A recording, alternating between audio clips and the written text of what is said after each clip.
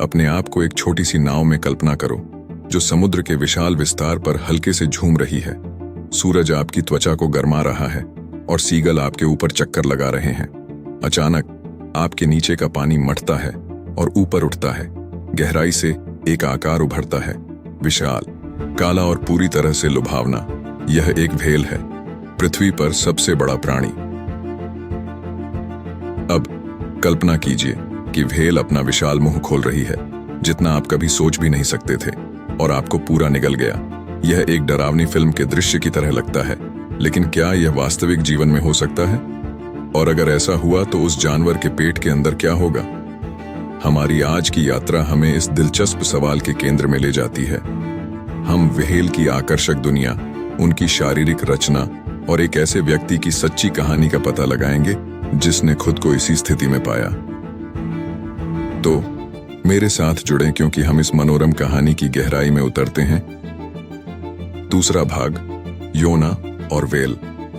समय जितनी पुरानी कहानी।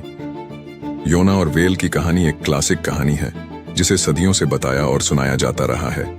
यह विश्वास, क्षमा और प्रकृति की अद्भुत शक्ति की कहानी है।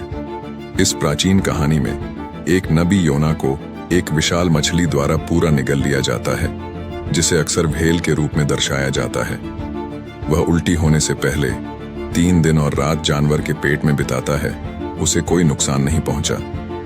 जबकि योना की कहानी को एक दृष्टांत माना जाता है, एक नैतिक पाठ के साथ एक कहानी। यह हमारी कल्पना को जगाती है और एक व्हेल के अंदर जीवित रहने की संभावना के बारे में सवाल उठाती है। क्या एक इंसान वास्तव में ऐसे जीव के अंदर पाचन शक्ति और हवा की कमी का सामना कर सकता है? 2021 में एक वास्तविक घटना में माइकल पैकर्ड नामक एक लॉबस्टर गोताखोर को एक हम्पबैक व्हेल ने निगल लिया था। वह लगभग 30 सेकंड तक व्हेल के मुंह में रहा और फिर सुरक्षित बाहर निकल आया। यह घटना योना की कहानी को और भी विश्वसनीय बनाती है। इसके अलावा 19वीं सदी के अंत में जेम्स बार्टले नामक एक व्यक्ति को एक स्पर्म व्हेल ने निगल लिया था और वह जीवित बच गया। घटना भी इस बात का प्रमाण है कि कभी-कभी वास्तविकता कल्पना से भी अधिक अद्भुत हो सकती है। तीसरा भाग, जानवर के पेट के अंदर व्हेल एनाटॉमी पर एक नजर। व्हेल द्वारा निगले गए किसी व्यक्ति के संभावित भाग्य को समझने के लिए हमें व्हेल शरीर रचना के बारे में थोड़ा समझने की आवश्यकता है। व्हेल स्तनधारी हैं, बिल्कुल हमारी तरह।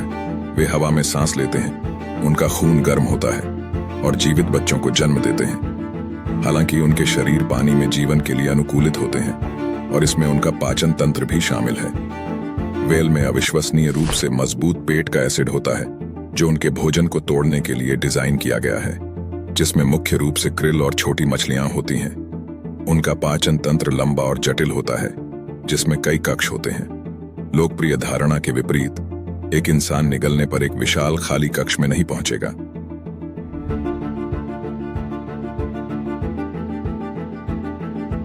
तो व्हेल के अंदर एक व्यक्ति के साथ वास्तव में क्या होगा? पहली चुनौती निगलने की सरासर शक्ति होगी। कल्पना कीजिए कि पानी और दबाव के टन आपको एक संकीर्ण मार्ग से नीचे धकेल रहे हैं। फिर पेट का एसिड आता है, जो हड्डियों को घोलने के लिए काफी मजबूत होता है। यहाँ तक कि अगर आप इन शुरुआती बाधाओं से बच भी जाते हैं, तो आपको हवा की कमी, अत्यधिक अंधेरे और व्हेल की पाचन मांसपेशियों के लगातार मंथन का सामना करना पड़ेगा। यह एक शत्रुतापूर्ण और क्षमाशील वातावरण है, कम से कम कहने के लिए।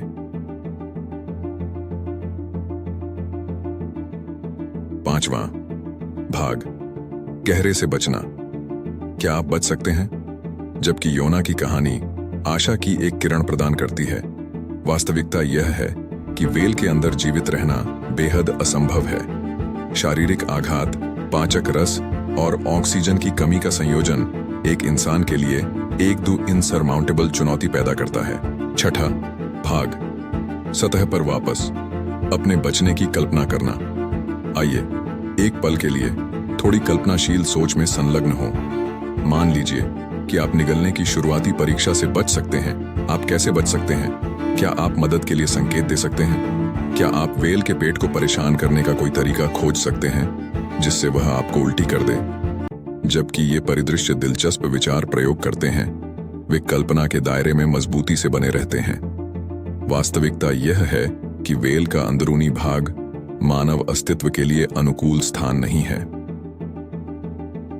7वां भाग, व्हेल, गहरे समुद्र के कोमल दिग्गज। यह याद रखना महत्वपूर्ण है कि हमारी कहानी कुछ हद तक भयावह आधार से शुरू हुई थी। व्हेल राक्षस नहीं है। जो ओशियनी पारिस्थितिकी तंत्र में महत्वपूर्ण भूमिका निभाते हैं। अधिकांश व्हेल छोटे जीवों को खाती हैं और वे मनुष्यों के लिए कोई खतरा नहीं है। वास्तव में व्हेल द्वारा मनुष्यों को शार्क और अन्य खतरों से बचाने के मामले दर्ज हैं। ये कोमल दिग्गज हमारे सम्मान और प्रशंसा के पात्र हैं, हमारी दहशत के नहीं। 8वां भाग, अजूबों की दुनिया, रक्षा के लिए हमारी जिम्मेदारी।